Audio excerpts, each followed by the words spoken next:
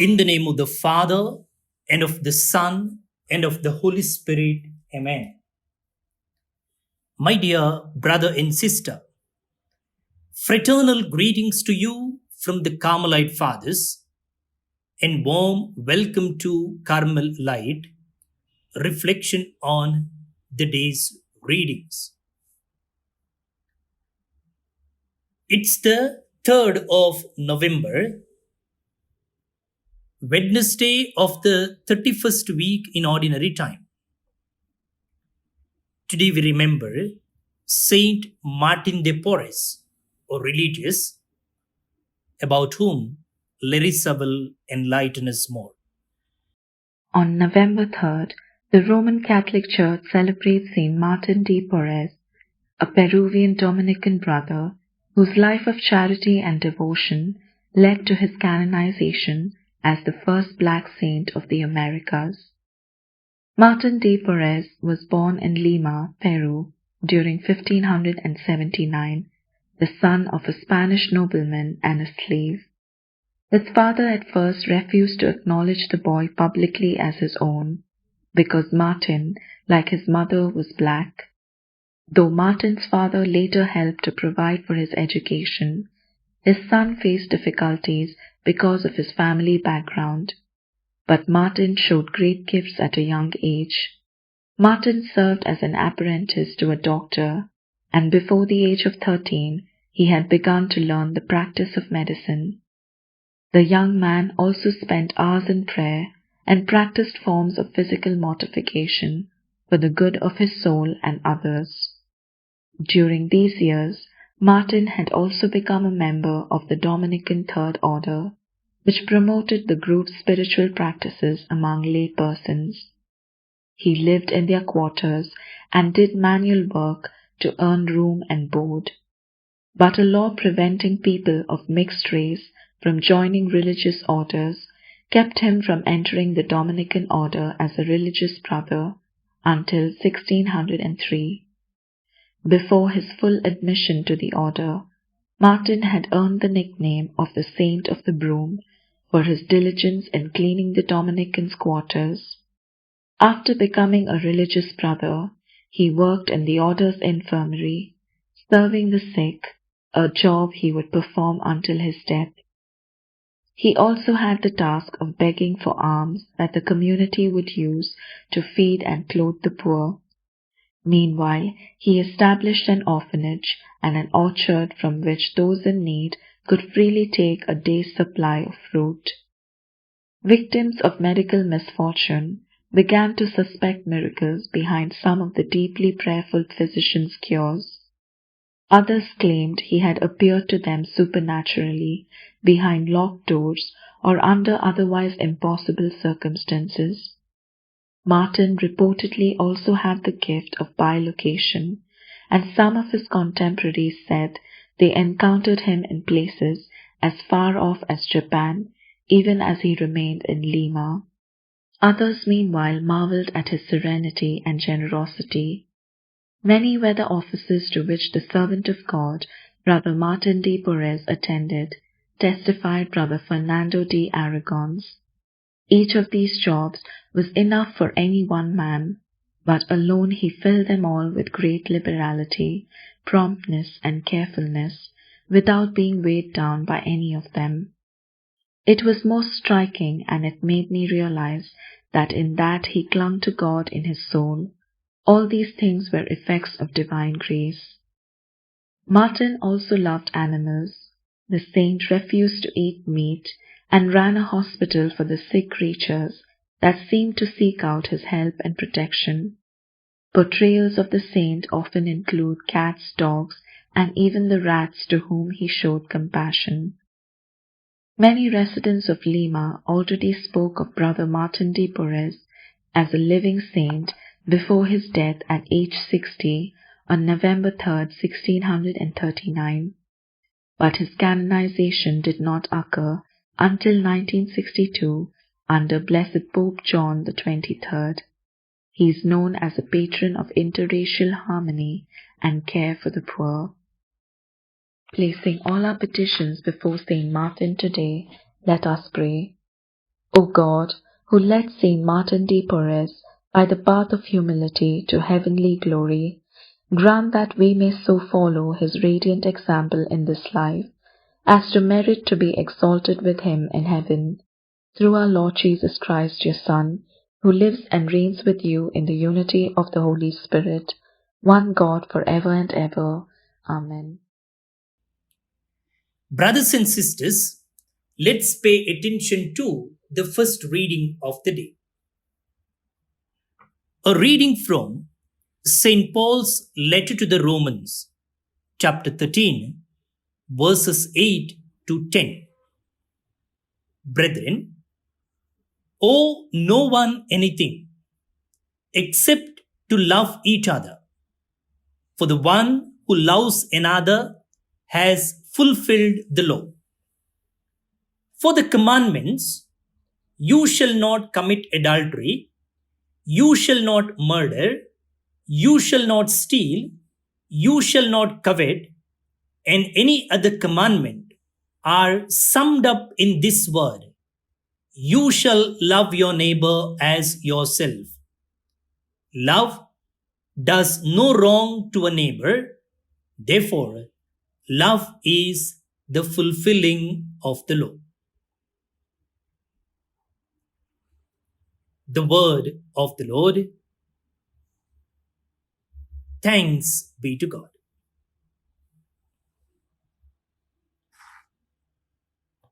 Brothers and sisters, one day an expert of the law approached Jesus and wanted to know how to obtain eternal life. Jesus asked him what the law stated. The man explained that you must love God with your whole heart, mind, and strength, and also love your neighbor as yourself. Rather than a long list of regulations, Jesus agreed with the man's conclusion. The heart of the gospel can be summed up in one word: love. In today's first reading that we just heard, Paul is inviting us to reflect on the core of everything that God has planned for us, the core, in fact, of everything He has ever done. God's love for us is the beginning from which all else flows. Before He even created us, He loved us. He called us into being because He wanted to share His love with us. Even when we rejected Him and chose our own way, He did not abandon His plan. Rather, He continued to call us back to Himself, seeking always to bring His plan to fruition in our lives. When God gave us the commandments, it was not so that we could stay out of trouble or avoid His wrath. Rather, the commandments were an invitation to put our lives in order so that we would be more open to receiving His presence and His grace. They were founded on the truth that His love dwelling in us had the power to fulfill us in ways that sin and self-centered behavior never could. Today's reading moves us to ask, have I let a focus on rules or expectations cloud my vision of the love that God has for me? And a second question follows almost immediately. Have I allowed judgmental attitudes to overshadow love in my relationships with others?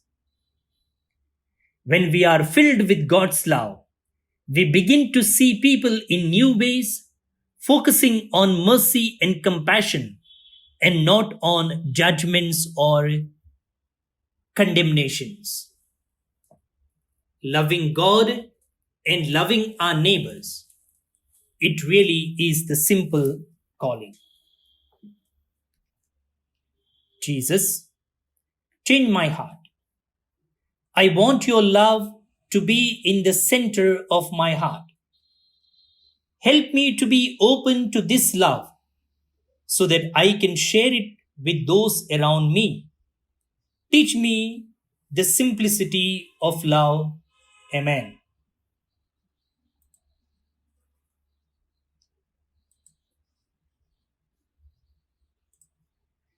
Brothers and sisters, according to the psalmist, great blessings are in store for those who keep the commandments of the Lord. The first line of today's responsorial is the key line. It is not simply because one is obedient to the commandments that one is rewarded. It is in having the right relationship with God, that is the fear of the Lord, that endures, that one is blessed. Fear of the Lord does not mean we are afraid to draw closer to God, but that we acknowledge the awesomeness of God and want to draw closer to the terrifying Lord of all. As people realize how blessed they are and how awe-filled God is, they will continue to treat others well, thus following the precepts of God. Let's pray that psalm now. Your response: it goes well for the man who deals generously and lends. It goes well for the man who deals generously and lends. Blessed the man who fears the Lord, who takes great delight in his commandments. His descendants shall be powerful on earth. The generation from the upright will be blessed. It goes well for the man who deals generously and lends. A light rises in the darkness for the upright. He is generous, merciful, and just. It goes well for the man who deals generously and lends, who conducts his affairs with justice. It goes well for the man who deals generously and lends. Open handed, he gives to the poor. His justice stands firm forever. His might shall be exalted in glory. It goes well for the man who deals generously and lends. Glory be to the Father, and to the Son, and to the Holy Spirit, as it was in the beginning, is now, and ever shall be, world without end. Amen. Pray for God's blessing now. May Almighty God bless you, the Father and the Son and the Holy Spirit. Amen. My dear brother and sister, we remember today all those who are celebrating their birthdays, especially Anil D'Souza from Sharjah, Edward H. Pace from Bengaluru, Anita Ribeiro from Mira Binder, Mumbai, Giona Shailon Krasta from Abu Dhabi, Margarita Goes from Benwali, Goa. She's celebrating her 50th birthday, Golden Jubilee. Wish you all a happy birthday. God bless you. Deepak and Pamela Souza from Purvari, Goa are celebrating their wedding anniversary today. Congratulations, dear friends. May God bless you. And we pray for the departed soul of Sylvester Tellis from Hospete, Mudbit. May the Lord grant him eternal rest. That's all for today, my dear friends. Have a great day. See you tomorrow. Bye bye.